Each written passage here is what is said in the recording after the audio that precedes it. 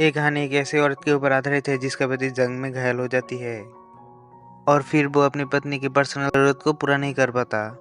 इस वजह से वो औरत अपनी ही नौकर के साथ अपनी पर्सनल ज़रूरतें पूरा करती है। इसके बाद आगे क्या होता है ये हमारी आज की एक्सप्लेनेशन में जानेंगे। मूवी का नाम है लेडीज चैटरली लवर और ये फिल्म 2015 में रिलीज हुई थी। मूवी की शुरुआत में हम कुछ लोगों को देखते हैं जो एक खदान में काम कर रहे हैं। तभी अचानक वहाँ एक धमाका होता है। तो ओलिवर नाम की एक आदमी जो उस खदान में काम करता था वो उनकी मदद के लिए भागता है और लोगों को बाहर निकालता है, पर उनमें से एक टेडी नाम के आदमी की मौत हो जाती है। इसके बाद पार्टी में हम कोनी नाम की एक खूबसूरत लड़की को देखते हैं। तभी उसके पास एक आदमी आता है जिसका नाम क्लिफर्ड चैटरली था और वो बहुत अमीर था और कुछ देर बातें करने के बाद एक दूसरे से इम्प्रेस हो जाते हैं और साथ में डांस करने लगते हैं। लेकिन कोनी की दोस्त डंकन को ये बात बिल्कुल पसंद नहीं आता क्योंकि वो भी कोनी से प्यार करता था। अब इन दोनों की मुलाकात प्यार में बदल जाता है और दोनों शादी कर लेते हैं और दोनों शादी के वक्त कसम खाते हैं एक दूसरे से वफादार रहेंगे और कभी भी एक दूसरे का साथ नहीं छोड़ेंगे। अब इन दोनों की मैरिज लाइफ बहुत अच्छी चल रही थी, पर अगले दिन क्लिफर्ड को सेना में जाना पड़ता है क्योंकि वो सोल्जर था और वही जंग के दौरान क्लिफर्ड घायल हो जाता है और उसे घर भेज दिया जाता है। आज क्लिफर्ड घर आ रहा था, सभी बहुत ज़्यादा खुश थे और उसका वेलकम करने के लिए घर के बाहर खड़े थे। क्लिफर्ड को देख के कोनी बहुत ज़्यादा खुश होती है, पर तभी हम देखते हैं कि जंग में घायल होने के बाद क्लिफर्ड का पेट का नीचे का हिस्सा पैरालाइज्ड हो जाता है। अब क्लिफर्ड अपनी हालत से लाचार था और वो सबको थैंक यू बोल के अंदर आ जाता है। वही कोनी क्लिफर्ड को जिंदा देख के खुश तो हो रही थी, पर वो भी अंदर ही अंदर बहुत दुखी थी। उनकी खुशियों भरी जिंदगी में ऐसा मोड़ भी आएगा कोई भी सोचा नहीं था। इसी बात से दुखी होकर क्लिफर्ड खुद को मारने की कोशिश भी करता है, पर तभी कोनी उसे रोक लेती है और उसे विश्वास दिलाती है वो उसके साथ हमेशा रहेगी। दूसरी तरफ हम ओलिवर को देखते हैं जो अपनी मंगेतर को लेटर लिख रहे होते हैं। इस बार ओलिवर किसी खदान में काम नहीं कर रहा था, बल्कि इस बार वो जंग में था। कुछ दिनों बाद ओलिवर जब घर में आता है तो अपनी मंगेतर को किसी दूसरे आदमी के साथ देख लेता है और वो उसे बिना मिले ही वहाँ से चला जाता है। कुछ दिनों बाद ओलिवर काम मांगने के लिए क्लिफर्ड के पास जाता है। तो क्लिफर्ड जब उसे बात कर रहा होता है तब उसे पता चलता है ओलिवर जंग में उसके ही अंडर में काम कर रहा था। क्लिफर्ड इससे काफ़ी इम्प्रेस होता है और ओलिवर को उनके पक्षों का ख्याल रखने का काम देता है। अपाहिज होने की वजह से क्लिफर्ड अपने लिए एक गाड़ी खरीदता है और जब उस पर बैठ के घूमता है उसे लगता है अपना पैर वापस आ गया। फिर वो एक दिन कॉनी के साथ ओलिवर के पास जाता है। ओलिवर जंगल में बने हुए कॉटेज में रहता था और पक्षियों की देखभाल करता था। वहाँ कॉनी पहली बार ओलिवर को देखती है। वहाँ से आने के वक्त कॉनी ओलिवर को इशारा देता है, पर ओलिवर उसे समझ नहीं पाता। अगले दिन एक मेड कॉनी के पास आती है और उसे बोलती है ओलिवर अपनी कॉटेज की चाबी मांग रहा है। इस बार कॉनी खुद उसे चाबी देने के लिए उसके पास जाती है।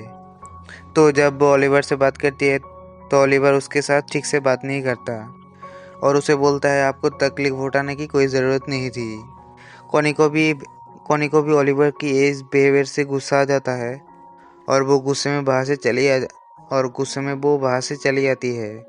अगले दिन कॉनी को ओलिवर एक लेटर लिखता है जिसमें वो अपनी बर्ताव के लिए उससे माफ़ी मांगता है। इसके बाद फिर से कॉनी उससे मिलने के लिए उसके कॉटेज में जाती है जहाँ पर ओलिवर अपनी शर्ट उतार के काम कर रहा था। तो जब वो उसकी तन बदन को देखती है तो उसके भी बदन में आग लग जाता है। ये देख के कॉनी खुद को कंट्रोल नहीं कर पाती और ओलिवर के पास जाने लगती है। तभी ओलिवर उसे देख लेता है और अपनी शर्ट पहन लेता है क्योंकि वो कॉनी का इज्जत करता था। कॉनी को वो जगह बहुत पसंद थी, इस वजह से वो ओलिवर को बोलती है मैं हर रोज़ इस जगह पे पेंटिंग करने के लिए आऊँगी।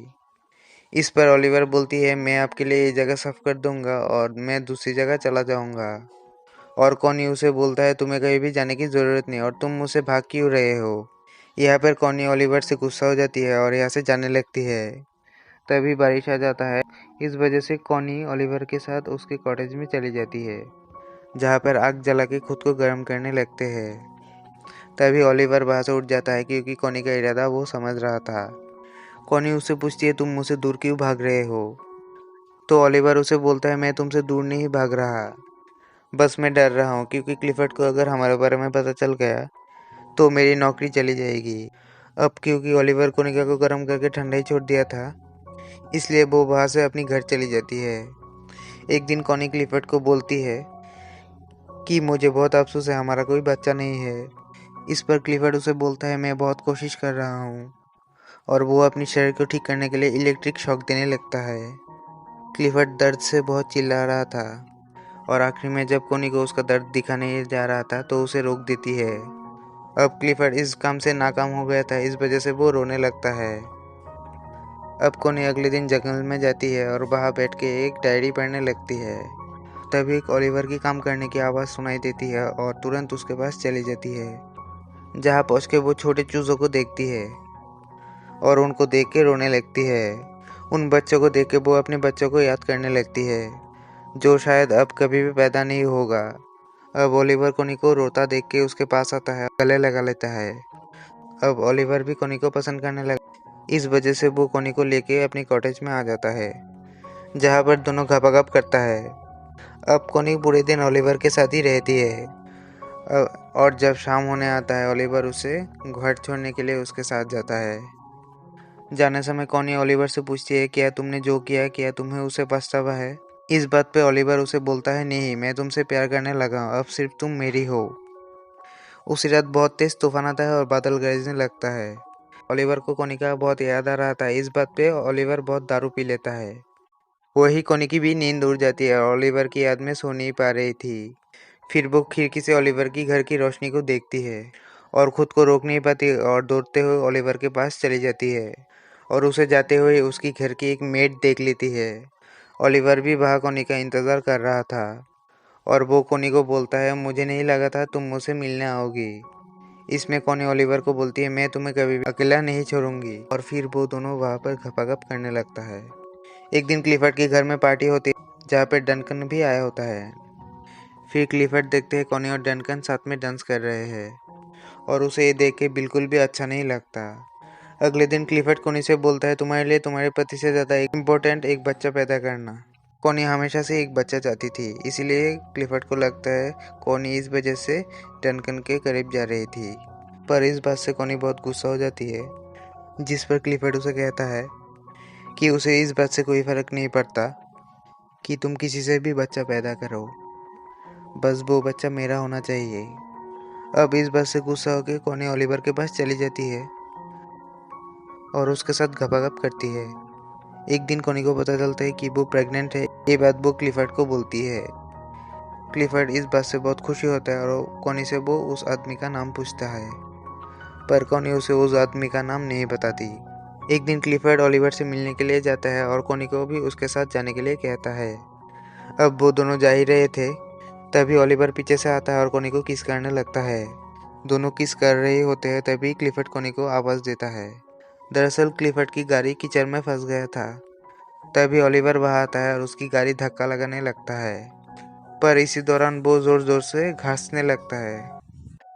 दरअसल ओलिवर जब खदान में काम करता था, तब उसके लंग्स खराब हो गए थे। अब फाइनली ओलिवर उसकी गाड़ी कीचड़ से बाहर निकल देता है और खांसता हुआ वहाँ से चला जाता है। थोड़ी देर बाद कोनी ओलिवर के पास आती है, तो उसने गुस्से में बताता है 12 साल उसने उनकी खदाने में काम किया और अपने लंग्स खराब किया, और उसके बाद जंग के लिए उसे फ्रांस में भेज दिया गया। वो बोलता है, मेरी लाइफ तुम लोगों की जैसी नहीं है, इसलिए तुम अपनी पति के पास चले जाओ। अब एक दिन कॉली की मेड मिस बोल्टन ओलिवर की कॉटेज में आती है, जहाँ उसे कोनी की डायरी मिलती है। उस डायरी को देख के उसे समझ में आ जाती है और कोनी की पेट में जो बच्चा है वो ओलिवर की है। एक दिन क्लिफर्ड आने वाले बच्चे की खुशी में अपने घर में पार्टी रखता है। तभी वह मिस बोल्टन आती है और क्लिफर्ड को बोलती है, कोनी की पेट में जो बच्चा है वो ओलिवर का है। फिर कोनी जब क्लिफर्ड से मिलती है, क्लिफर्ड बहुत नाराज़ हो जाता है और फिर कोनी मिस बोल्टन के पास जाती है और उसे पूछती है, तुम्हें ये बात किसने बताई? पर इस बात पे मिस बोल्टन उसे कुछ नहीं बताती। अब कोनी को लगता है ओलिवर ने शायद बोल्टन को बताया होगा, पर मिस बोल्टन बोलती है उसने कुछ नहीं बताया, और इसमें वो रोने लगती है और वो उसे बताती है वो ओलिवर को बहुत प्यार करती है। और फिर मिस बोल्टन कोनी के पास आती है और उसे माफ़ी मांगते हुए बोलती है कि जल्दी ओलिवर के पास जाओ वरना तुम्हारा पति उसे मार देगा। ये सुन के कॉनी भागते हुए ओलिवर के आउट हाउस में जाती है और देखती है वहाँ पर कोई नहीं था। ये देख के कॉनी रोने लगता है, तभी ओलिवर वहाँ आ जाता है और उसे देख के कॉनी उसे गले लगा लेती है। इसके बाद देखते हैं कॉनी क्लिफर्ड की घर आती है, जहाँ पर कॉनी उसे डिवोर्स मांगती है, पर क्लिफर्ड उसे मना कर देता है और ओलिवर को बुलाने के लिए बोलता है। फिर ओलिवर जब बाहर आता है दोनों आपस में बहस करने लगता है और फाइनली कॉनी और ओलिवर क्लिफर्ड की घर छोड़ के चला जाता है। उनके जाते समय क्लिफर्ड बाहर आता है और कॉनी को डिवोर्स देने के लिए मान जाता है। अब कॉनी और ओलिवर क्लिफर्ड से बहुत दूर चले जाता है और हमेशा हमेशा के लिए साथ रहते हैं। और इस तरह से ये मूवी यहाँ पर ही ख़त्म हो जाता है। Running out of breath, I forgot how to breathe. It's been colder than ever. Nothing like I remember. Like spring is the winter, and every day is like December. So bring out your coats, bring out your sweaters. There's no telling when this weather is gonna get better. Cause I remember the moments when I was thought as a joke.